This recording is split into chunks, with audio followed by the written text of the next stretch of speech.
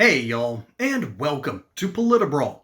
My name is Brian, and Ted Cruz takes no malarkey from Ed Markey and reminds him that, hey, you might not be as smart as you think you really are. Let's dive in. We're going to vote again to open the government, and at some point, Chuck Schumer and the Democrats are going to stop holding the American people hostage.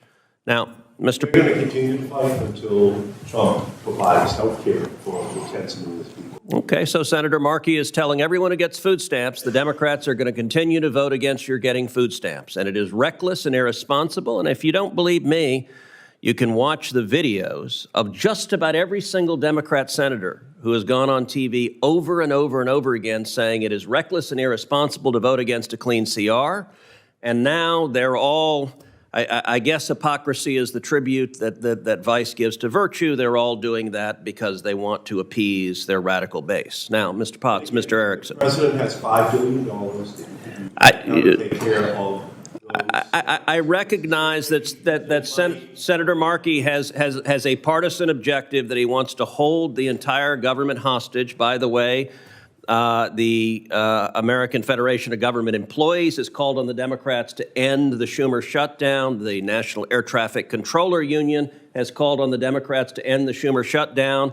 But these Democrats don't actually work for their constituents. People getting food stamps, they don't care because they're willing to say no food stamps go out on November 1st because the only people they care about are the angry people with torches and pitchforks at the No Kings rally, because this is a party that is captured by its radical left. And there are a whole lot of Americans who are hurting. Let's just take within this committee's jurisdiction air travel, where there are right now 50,000 TSA agents going into work, and they're not getting a paycheck. There are 14,000 air traffic controllers going into work, and they're not getting a paycheck. And we are seeing flight delays, we are seeing ground stops, and one Democrat senior aide told Politico that the Schumer shutdown will continue, quote, until planes start falling from the air. That is the very definition of reckless and dangerous. Well, I would add to this conversation, if you want, that beginning on November 1st, 20 million Americans are going to get the notices that they're either losing their health care insurance or it's going to dramatically skyrocket. And that is a discussion that it's hard to have with Republicans since the House has not been in session for 6 weeks. They're in a political You are absolutely right. Witness protection program. You are absolutely right that Obamacare is a train wreck, and it has caused health insurance premiums to skyrocket. And Senator Markey will recall I stood on the Senate floor for 21 hours saying that is exactly what would happen, that premiums would skyrocket.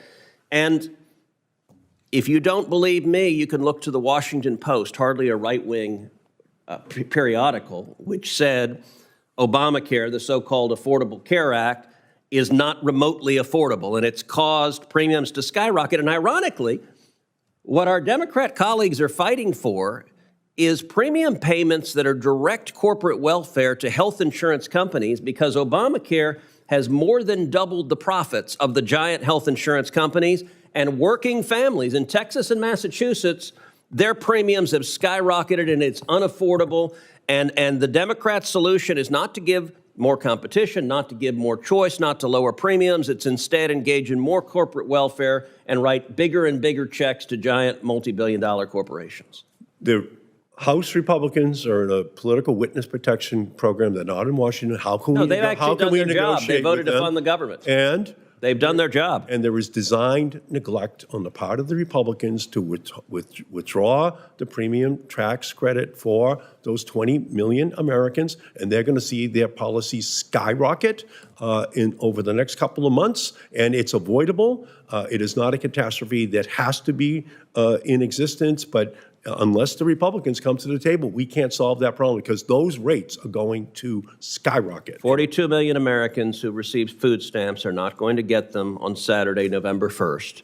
And the reason is Senator Markey and just about every other Democrat is going to vote against those food stamps because he's got a partisan agenda, and feeding your kids is not part of his partisan agenda. President Trump has $5 billion he could deploy right now to those SNAP recipients and take that worry away from them. But he's not going to do it. He's going to do it for any favored program. So then He Senator wants to keep Markey will going vote in the no federal on the bill. government, but not for those that he calls Democrat programs, like feeding the poor or giving health care to those most in need. Senator Markey could provide the funding for those food stamps any day he wanted to. And to be clear, I've voted over and over and over again to fund those food stamps, while your party keeps voting no, no, no, no. At some point, the political stunt will end. Like I said, folks, you can't spell malarkey without Ed Markey. The circular reasoning going on here is absolutely bizarre, and it only makes sense when you realize that this is all the Democrats have left in their arsenal. This is their greatest possible stand that they can take right now, and if it doesn't work, they are going to be in deep, deep, deep trouble. Basically, they're betting everything they have, making it a true daily double, and I don't think it's going to work. Americans are panicked over the end of food stamps. But you know what? I think there's something even further underneath the surface here. This year is 2025. Today is Halloween. It might as well be April 1st. Because the costume, however, not only because of the fact that that's April Fool's Day, but today everyone decided to change their costumes. Now bear with me here. This is going to sound odd at first, but in 2025, you have Republicans decrying corporate welfare.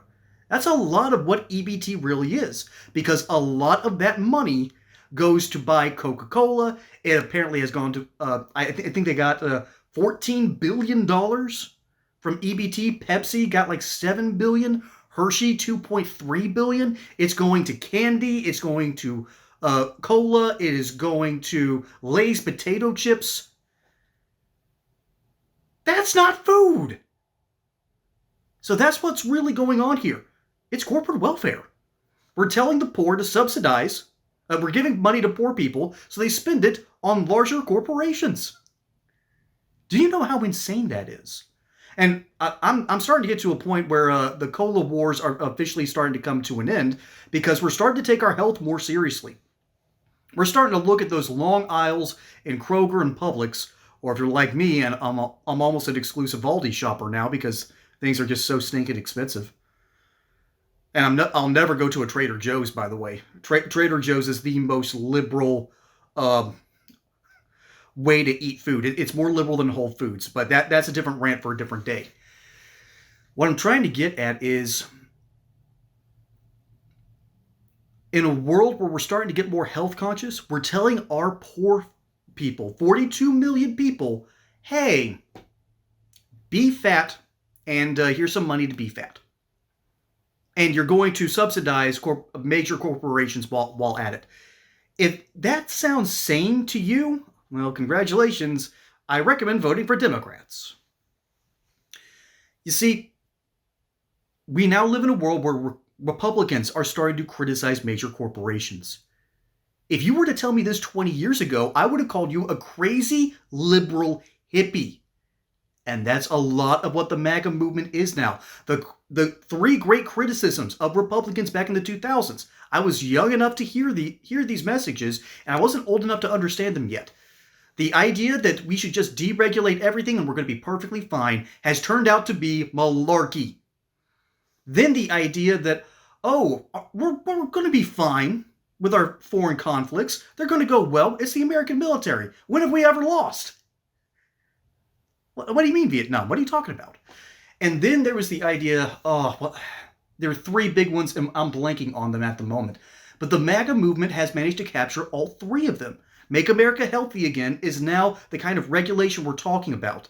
Then the idea that, hey, foreign conflicts are kind of dumb, even though we're about to strike Venezuela, and thankfully someone smarter is in charge. But yeah, there's a reason that Trump just finished his Far East tour. Okay, he wanted to have one meeting with Xi Jinping before he decides to go hard against the Venezuelans. So things are about to get dicey. I'm not happy with that one, but I'm also not happy with China getting a larger foothold in the Western world. I'm a Monroe Doctrine guy here. Okay? So we're living in a world where we're starting to quite literally change sides. There's this old myth that the party switched in the 60s. No, that's nonsense. The Republican Party has always been the pro-business party. The Democrat Party has always been the pro-little guy party. And the little guy has changed throughout history. It used to be the small-time farmer, then it became the industrial worker, then it became quite literally it became racially dominated, and then it became all about protecting gay and trans rights. That's literally been the evolution of the Democrat Party, and that's why they're at a logical endpoint here. Because who's left to give rights to? Who's left to protect? The unborn? They're not going to do that. And now the Republicans are looking around wondering, wait a minute, why are all these corporations giving so much money to Democrats? The quite literally fundamental ideas behind the Republican and the Democrat Party are being laid out here in this little debate, and you probably didn't even realize it. The Republicans are changing the way that they talk about the issues, and Democrats are failing to stick up for the little guy. So we are in quite literally no man's land from a political perspective, and I know this is really esoteric, but when Democrats aren't really fighting and standing up for SNAP benefits, and Republicans are starting to criticize mega corporations for having corporate welfare, we're living in the Twilight Zone. This is literally a Halloween episode, Twilight Zone level event, and we're living it right now. So strap in, folks. Politics is about to get even crazier because we now have Ted Cruz, arch conservative, starting to realize that maybe Josh Hawley is correct, and we need to start talking about the pro-little guy policies because that's what Americans actually need. We need pro-American policies again. And it's been a long time since we've really seen those take effect and take root. But let me know what you think down in the comments below. My name is Brian. Hope you enjoyed that segment here on PolitiBrawl. Don't forget to like and subscribe. And hey, if y'all want to become PolitiBrawlers and become channel members, don't be afraid to sign up for some monthly subscriptions. It's a couple of bucks a month. You will get special content catered directly to what you want to see from us over here at PolitiBrawl, because I might be the flashy center fielder, but I've got starting pitchers behind me, behind the scenes, who are eating the innings, doing the hard things. Remember, I might be the face of the franchise, but I'm not the one that gets the wins here. It's the team behind me, and I love that about them. And these memberships can go a long way to really making sure that we stay afloat and we keep on giving you good news in an era where news is really hard to come by. And so until next time, y'all have a good one.